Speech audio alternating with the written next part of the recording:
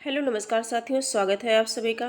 मित्रों, हम सभी पढ़ रहे हैं UP TGT PGT LT grade Bihar शिक्षक भर्ती टीआरई 4.0 हिंदी विषय में कुछ प्रश्नोत्तरी लगा रहे हैं और इसमें 71 नंबर प्रश्न तक हम सभी क्वेश्चन सॉल्व कर चुके हैं, 70 तक, और 71 से हम सभी देख रहे हैं। इसमें जो है हमारा 71 नंबर का है, हिंदी शब्द सागर संपादित ग्रंथ है। प्रश्न है हमारा 71 नंबर का 71, हिंदी शब्द सागर संपादित ग्रंथ है। ऑप्शन ए है रामचंद्र शुक्ल, बी है श्याम सुंदर दास, सी है हजारी प्रसाद द्विवेदी, डी है डॉक्टर नगेंद्र। और आप देख सकते हैं कि ये प्रश्न कितनी बार परीक्षा में बना हुआ है। तो इसका जो करेक्ट आंसर होगा हम सभी लोग लगाएंगे। इसका जो करेक्ट आंसर होगा 71 नंबर का, इसका हो जाएगा बी, यानी कि श्याम सुंदर दास। करेक्ट आंसर होगा हमारा श्याम सुंदर दास। हिंदी शब्द सागर जो संपादित ग्रंथ है ये श्याम सुंदर दास द्वारा संपादित है और काशी नागरिक प्रचारणी सभा द्वारा प्रकाशित किया गया था। ठीक है। और आचार्य रामचंद्र शुक्ल की अगर बात की जाए तो आचार्य रामचंद्र शुक्ल द्वारा रचित हिंदी साहित्य का इतिहास 1929, सभी को याद है, सभी परिचित है, 1929 ईस्वी में हिंदी शब्द सागर की भूमिका के रूप में प्रकाशित हुआ। ठीक है। अगला हम देखते हैं 72 नंबर के प्रश्नों को देखते हैं। प्रश्न संख्या 72, हिंदी साहित्य की भूमिका पुस्तक के लेखक कौन है? हिंदी साहित्य की भूमिका पुस्तक के लेखक कौन है? ऑप्शन ए है रामचंद्र शुक्ल, बी है रामकुमार वर्मा, सी है विश्वनाथ प्रसाद मिश्र, डी है हजारी प्रसाद द्विवेदी। हिंदी साहित्य की भूमिका, शायद आप सभी भी आंसर देख पा रहे होंगे कि क्या होगा इसका। तो हिंदी साहित्य की भूमिका ये है आचार्य हजारी प्रसाद द्विवेदी। किसकी है? आचार्य हजारी प्रसाद द्विवेदी। करेक्ट आंसर हमारा क्या हो जाएगा? डी हो जाएगा। हिंदी साहित्य की भूमिका 1940 और हिंदी साहित्य उद्भव और विकास 1952 ईस्वी। हिंदी साहित्य का आदिकाल 1952। ये तीनों जो है किसकी हैं? हजारी प्रसाद द्विवेदी की हैं। आचार्य रामचंद्र शुक्ल का हिंदी साहित्य का इतिहास 1929। और अगला है हिंदी साहित्य का आलोचनात्मक, तो राम कुमार वर्मा का क्या है? आलोचनात्मक इतिहास, है ना। और हिंदी साहित्य का अतीत 2 भाग में जो है आचार्य विश्वनाथ प्रसाद मिश्र का है। आगे हम सभी देखेंगे 73 नंबर का प्रश्न है। ये सारी चीज़ें हैं जो जिसे हम सभी ने देखा। आगे हम देखेंगे 73 नंबर का प्रश्न है, इस्तवार दाला लितरेतुर एंदुई ए हिंदुस्तानी की रचना की है। इस्तवार दाला लितरेतुर एंदुई ए हिंदुस्तानी की रचना की है। कीथ ने, बी ऑप्शन है ग्रियर्सन ने, सी है गारसादा तासी ने, डी है गिल क्राइस्ट ने। तो 73 नंबर का जो प्रश्न है इसका करेक्ट आंसर हो जाएगा हमारा गारसादा तासी ने। किसने की है? गारसादा तासी ने। करेक्ट आंसर हमारा क्या हो जाएगा? सी हो जाएगा। ठीक है।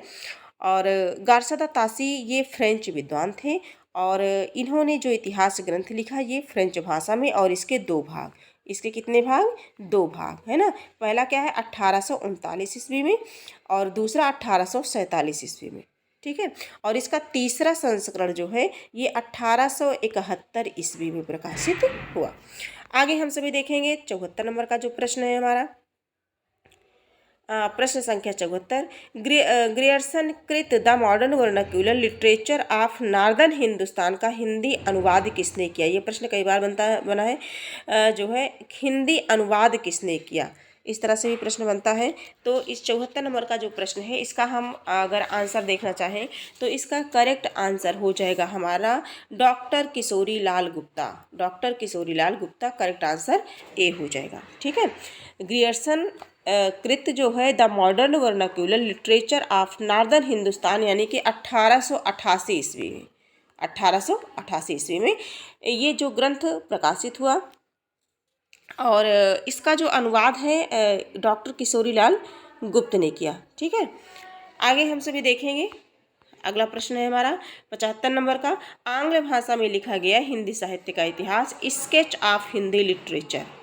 आंग्ल भाषा में लिखा गया, है ना, ध्यान देंगे यहाँ, आंग्ल भाषा में लिखा गया हिंदी साहित्य का इतिहास, स्केच ऑफ हिंदी लिटरेचर के लेखक हैं। ऑप्शन ए है पादरी F.E.K, बी है पादरी एडविन ग्रीज, सी है गारसादा तासी और डी है जॉर्ज ग्रियर्सन। तो इनमें हमें करेक्ट आंसर चूज करना है। करेक्ट आंसर इसका क्या होगा?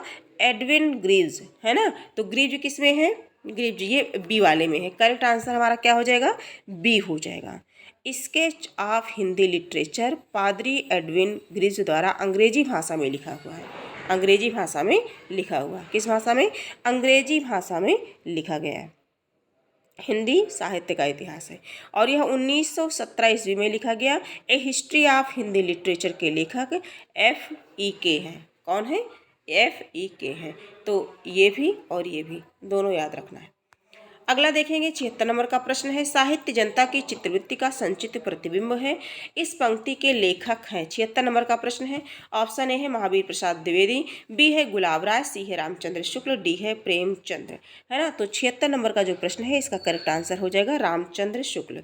करेक्ट आंसर हमारा क्या हो जाएगा? सी हो जाएगा। साहित्य जनता की चित्रवृत्ति का संचित प्रतिबिंब है ना। आचार्य शुक्ल का ये बहुत फेमस कथन है। तो आगे हम सभी देखेंगे, अगला देखेंगे, कुछ देख लेते हैं थोड़ा सा।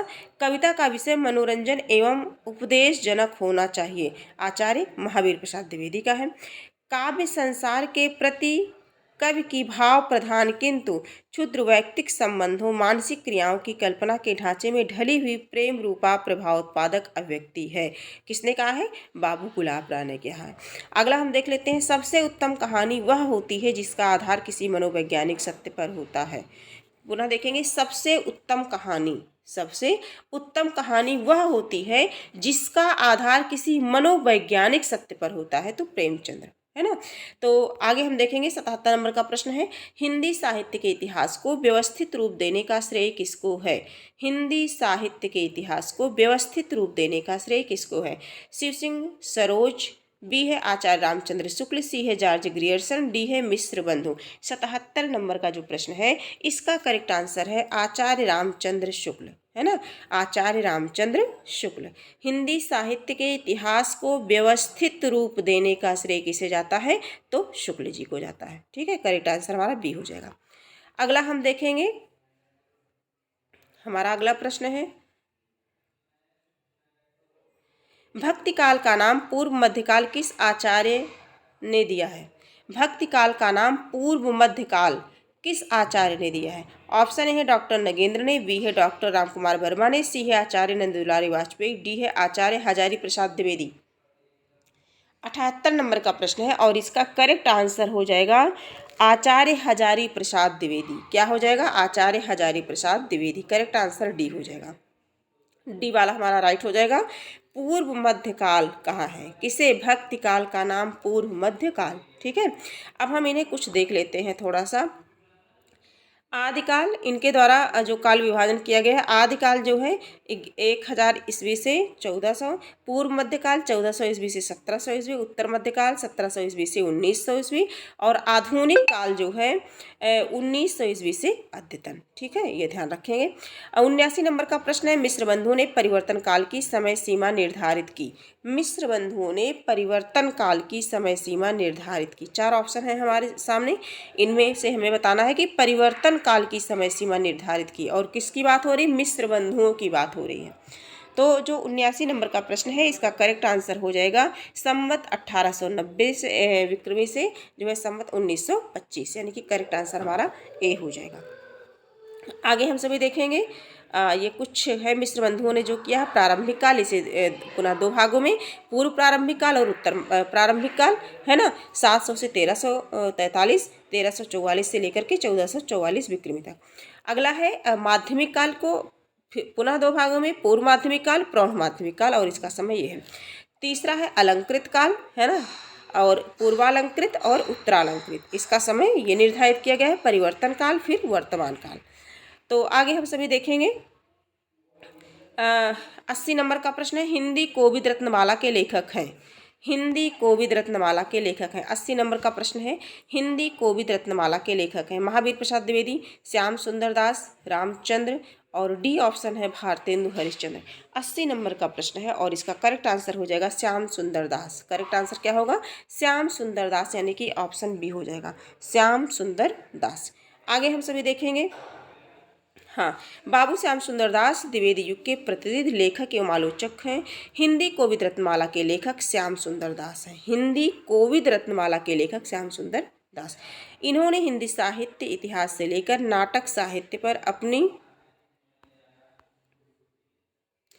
आलोचनाएं लिखी। हिंदी कोविद रत्नमाला कवियों का संग्रह है तथा रूपक रहस्य नाटक साहित्य पर लिखी गई आलोचना है। इनकी अन्य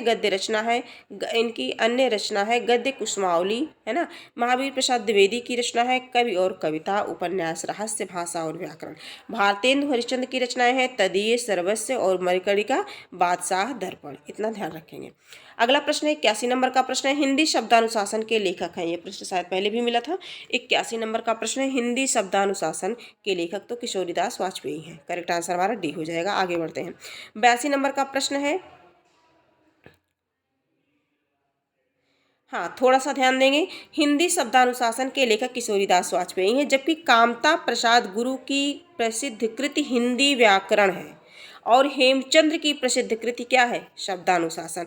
लेकिन जब हिंदी शब्दानुशासन आ जाएगा तो वहाँ पर किशोरीलाल वाजपेयी, और ओनली मतलब केवल शब्दानुशासन होगा तो वो हेमचंद्र, है ना। तथा धीरेन्द्र वर्मा की रचना ब्रज भाषा व्याकरण है। आगे हम देखेंगे, हिंदी भाषा का प्रथम व्याकरण लिखने वाले विद्वान हैं। तो चारों ऑप्शन में से करेक्ट आंसर हमारा क्या हो जाएगा, ए हो जाएगा, है ना। हमारा क्या हो जाएगा इसमें करेक्ट आंसर, ए हो जाएगा, जेसुआ केटलर। आगे हम सभी देखेंगे, और ये आप देख सकते हैं, जेसुआ केटलर का हिंदुस्तानी ग्रामर 1698 को हिंदी का प्रथम व्याकरण ग्रंथ माना जाता है। 83 नंबर का प्रश्न देखेंगे, ए हिस्ट्री ऑफ हिंदी लिटरेचर के लेखक हैं। ए हिस्ट्री ऑफ हिंदी लिटरेचर के लेखक हैं, चारों ऑप्शन में से बताना है कौन है। 83 नंबर का प्रश्न है, करेक्ट आंसर हो जाएगा ई के, यानी कि फ्रैंक ई के। ए हिस्ट्री ऑफ हिंदी लिटरेचर के लेखक फ्रैंक ई के। 84 नंबर के प्रश्न को देखते हैं। 84 नंबर का जो प्रश्न है, आचार्य रामचंद्र शुक्ल ने द्वितीय उत्थान का समय कब से कब माना है। द्वितीय उत्थान का समय कब से कब माना है। तो पहले हम देख लेते हैं, जो आचार्य रामचंद्र शुक्ल जी हैं, प्रथम उत्थान का समय उन्होंने संवत 1925 से लेकर के 1950, द्वितीय उत्थान का समय 1950 से लेकर के 1975। तो द्वितीय उत्थान की बात की गई है तो 1950 से लेकर के 1975, यानी कि जो है 1893 से 1918, 1893 से, ये करेक्ट आंसर हमारा ए हो जाएगा। क्या होगा, करेक्ट आंसर हमारा ए हो जाएगा। ठीक है, थोड़ा सा देख लेते हैं। ये है तृतीय उत्थान 1975 से अब तक, यानी कि अगर ईस्वी में किया जाए तो 1918 से अब तक। एक बहुत ही इम्पॉर्टेंट क्वेश्चन है, यद्यपि मैं उर्दू का बड़ा पक्षपाती हूँ, यद्यपि मैं उर्दू का बड़ा पक्षपाती हूँ, लेकिन मेरे विचार में हिंदी को विभाषा या बोली कहना उचित नहीं, किसका कथन है। मोस्ट इंपॉर्टेंट है, 85 नंबर का प्रश्न है। चारों ऑप्शन है, चारों ऑप्शन में से बताना है हम सभी को कि करेक्ट आंसर क्या होगा। 85 नंबर का प्रश्न है और इसका होगा गारसादा तासी, यानी कि करेक्ट आंसर बी हो जाएगा। क्या होगा, गारसादा तासी, है ना। ये फ्रांसीसी विद्वान थे जो पेरिस में हिंदुस्तानी या उर्दू के अध्यापक थे। इन्होंने 1896 में 96, है ना, 1896 ईस्वी में हिंदुस्तानी साहित्य का इतिहास लिखा था, और जिसमें उर्दू के कवियों के साथ हिंदी के भी कुछ कवियों का उल्लेख उन्होंने किया था। तो इसका करेक्ट आंसर क्या हो जाएगा, गारसादा तासी, ऑप्शन बी। तो आज हम लोगों ने जो है 15 प्रश्नों को किया, और ये 15 प्रश्न जो थे बहुत ही इम्पॉर्टेंट थे, किसी न किसी प्रतियोगी परीक्षा में पूछे गए हैं। प्रत्यक्ष रूप से आप देख रहे हैं कि एक प्रश्न कितनी बार बना है परीक्षा में, किस तरह से बना है। तो आज की क्लास हम यही कंप्लीट करते हैं। हम फिर मिलेंगे 85 से आगे प्रश्नों को लेकर के आपके समक्ष उपस्थित होंगे, और धीरे धीरे हम लोग टॉपिक वाइज करके ऐसे ही क्वेश्चन सॉल्व करते रहेंगे। बाकी आपके पास जो भी अपने नोट्स हैं खुद के बनाए हुए, जो भी जो है मूल पुस्तकें हैं, जहाँ से भी आप पढ़ सकते हैं, आप पढ़ते रहिए, और प्रैक्टिस हम सभी ऐसे ही करते रहेंगे। और आज की क्लास अभी कंप्लीट करते हैं, फिर मिलेंगे, नए प्रश्नों के साथ मिलेंगे, नए तथ्यों के साथ मिलेंगे। सभी लोग खुश रहिए, स्वस्थ रहिए, मस्त रहिए, और अपने लक्ष्य की प्राप्ति में निरंतर लगे रहिए। आज की क्लास से ही फिर हम मिलेंगे, तब तक के लिए धन्यवाद।